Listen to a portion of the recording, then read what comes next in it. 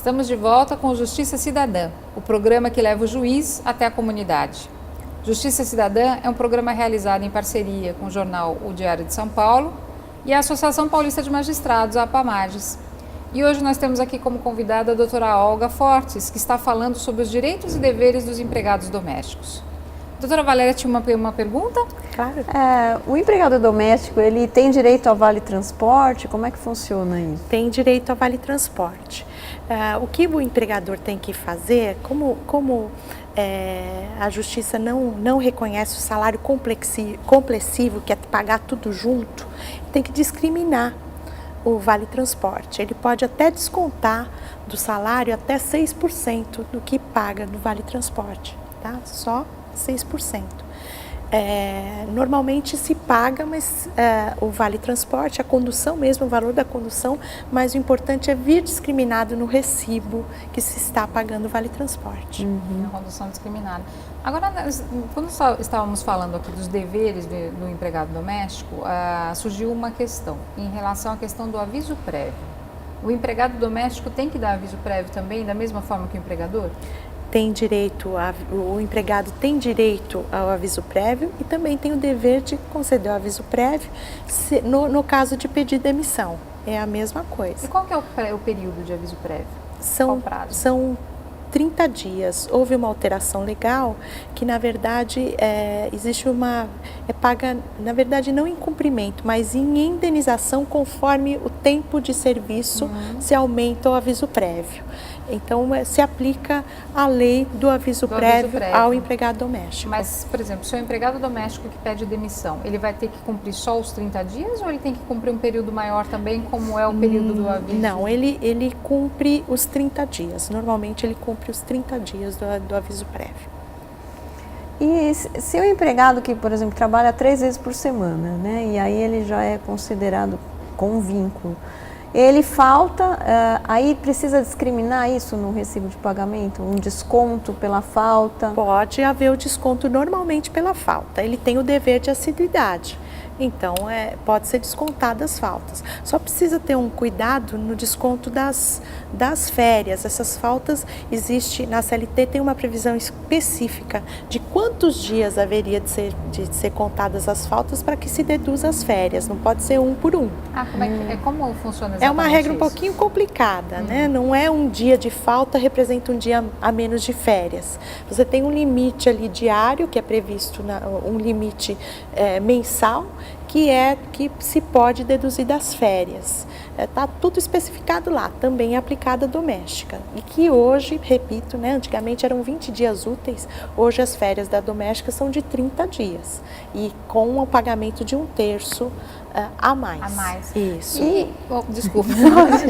No caso do caseiro, né, o caseiro mora num sítio, então ele não sai dali, muitas vezes ele não sai, ele não tira férias para passear. Como fica o pagamento dessas férias para o caseiro? Ele tira férias, ele não precisa, ele pode ficar na residência dele. Ele só não prestar o serviço durante o período de férias. Se ele prestar algum serviço durante o período de férias, eu acho que já desnatura as férias dele. Né? Eu acho que é muito difícil o contrato tem essa peculiaridade, né? É muito difícil verificar se ele está prestando serviço ou não. Mas, de qualquer forma, a regra é essa. Ele não pode prestar serviço, ele pode ficar na residência, porque faz parte do contrato, ele estar lá, né? Ele é um benefício que ele recebeu por meio do contrato, mas ele não presta o serviço. O serviço do caseiro nem sempre, né, quase sempre, não é ficar só lá cuidando, né?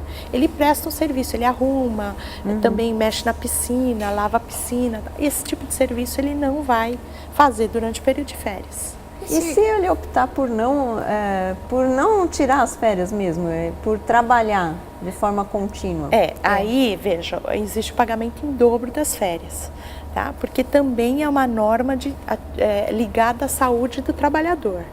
Tá? Mas o empregador, que é o que vulgarmente se diz, né? Que o empregador comprou as férias, não é assim que o pessoal fala.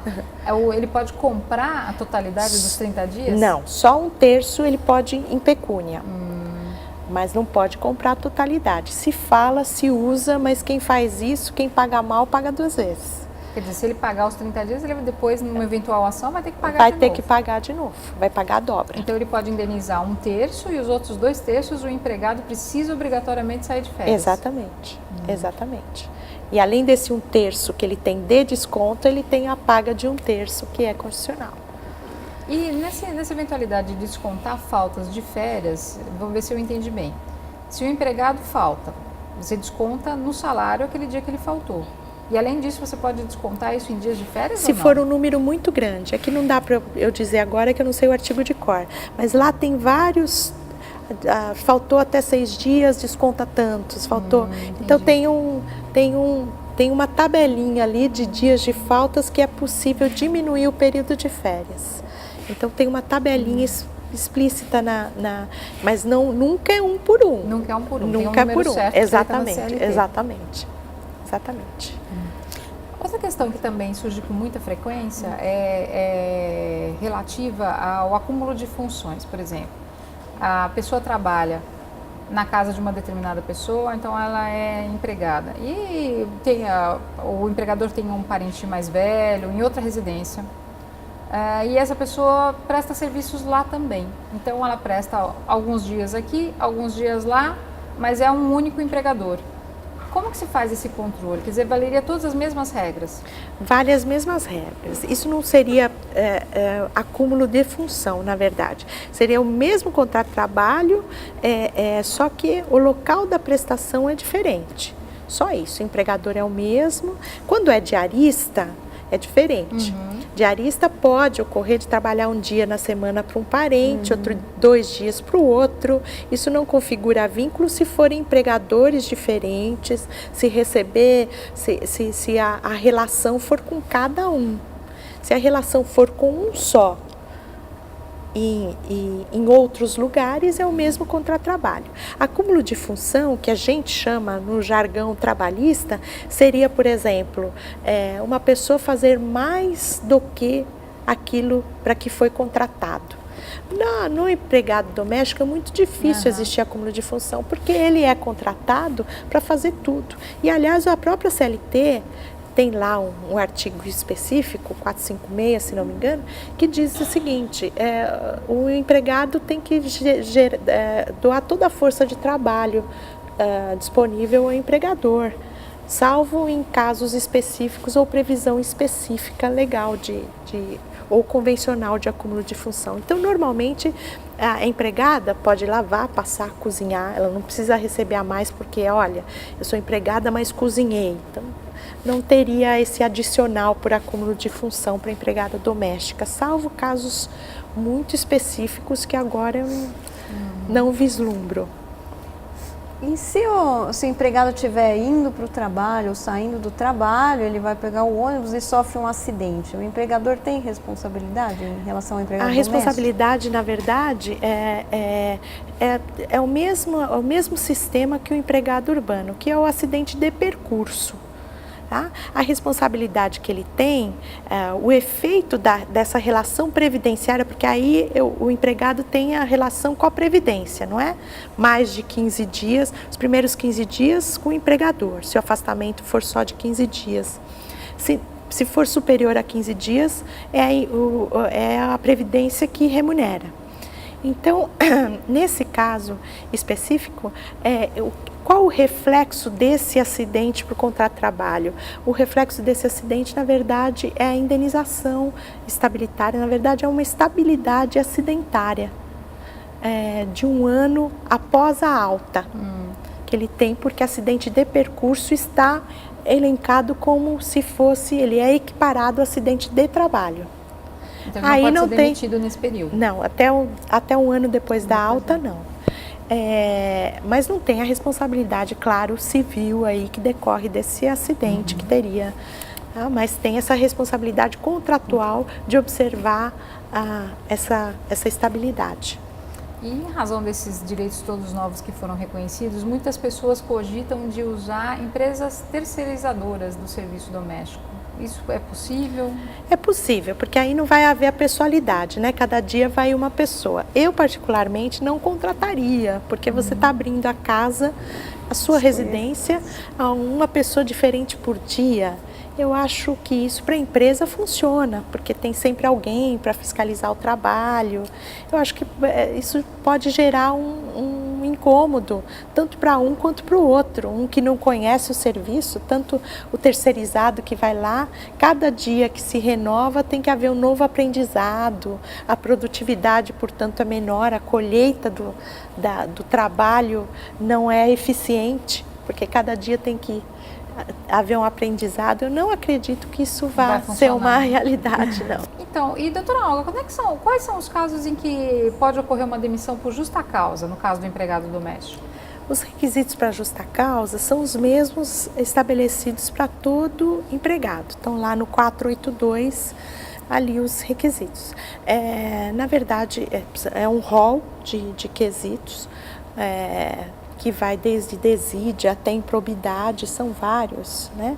Tem um que não é aplicável, que é deslealdade ali comercial, que não é o caso, mas na maioria dos requisitos do 482 estão lá, mas vale tanto para um quanto para o outro. Quando o empregado, quando há motivos para que o empregado entenda que há justa causa, ele pode pedir a rescisão indireta também. Então, que é a justa causa. Explica pra gente a justa causa do empregado, do empregador. Entendi. Então, ele, por exemplo,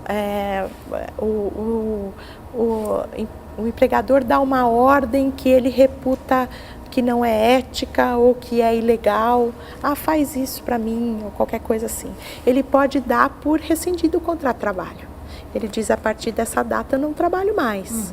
E aí ele recebe todos os direitos como se fosse uma rescisão sem justa causa. Se ele fizer a prova dessa motivação, ele tem esse direito. Da mesma forma, o empregador, se houver uma justa causa por faltas, desídia ou atrasos, claro, eu recomendo que isso seja sempre documentado, tanto se fosse possível, né? Eu acho que para o empregado fica sempre mais difícil, mas para o empregador, por exemplo, documentar faltas, advertir, suspender, para depois só ter a justa causa, porque tem que haver uma gradação e não pode haver duas advertências pelo mesmo fato, duas penalidades pelo mesmo fato. Então vamos entender como funciona isso. Vamos supor que seja um empregado doméstico, ele começa a faltar. Falta um dia, não comunica, falta 2, falta 3. Qual tem que ser a conduta do empregador nesse caso? Não há uma regra, tem que fazer isso. Mas normalmente o que se faz? Se adverte verbalmente. Não deu certo, adverte por escrito. Olha, fica advertido pela falta ocorrida no dia tal. Colhe a assinatura. Se ele não quiser assinar, fica um pouquinho mais complicado, porque se requer a assinatura de 2 testemunhas presenciárias do ato, né? E aí, depois ele pode suspender, se isso continuou, ele pode suspender, e aí depois teria uma justa causa. Essa gradação é utilizada, é a praxe, mas pode não acontecer, porque de repente ele falta num dia em que era imprescindível a presença dele. Razão. Isso pode gerar, dependendo do caso, não precisa ter essa gradação. É a gravidade do fato que vai justificar uma justa causa. E essa suspensão funciona como? Como que seria uma suspensão? Para o empregado, eu não reputo aplicável, porque para o empregado doméstico, né, para o empregador urbano, é uma penalidade, porque desconta os dias, né? Mas para o empregador doméstico é complicado, porque ele é penalizado.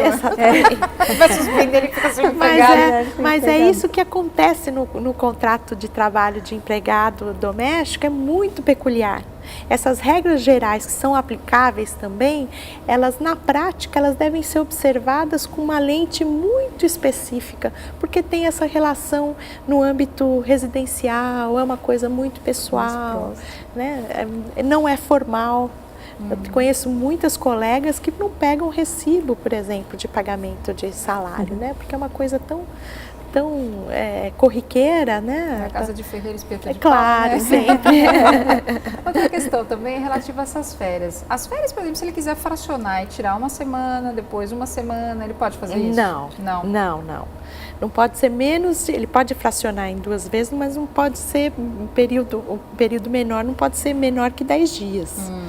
Então, fica a regra de 1/3 de qualquer forma. Então, né? Exatamente. Tem que observar essa regra. Por quê? Novamente, porque é a saúde do trabalhador. Senão ele tem aquele desgaste e então não pode. Tem algumas regras do contrato que não podem ser flexibilizadas. Intervalo, a observância, por exemplo, do descanso da jornada de 11 horas entre o início de uma jornada e outra.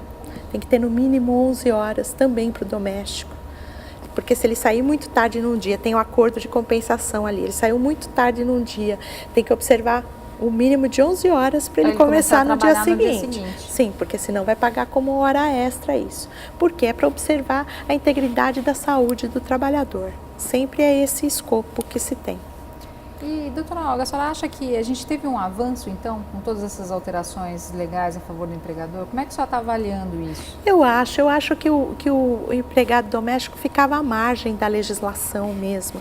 Eu acho que é um avanço.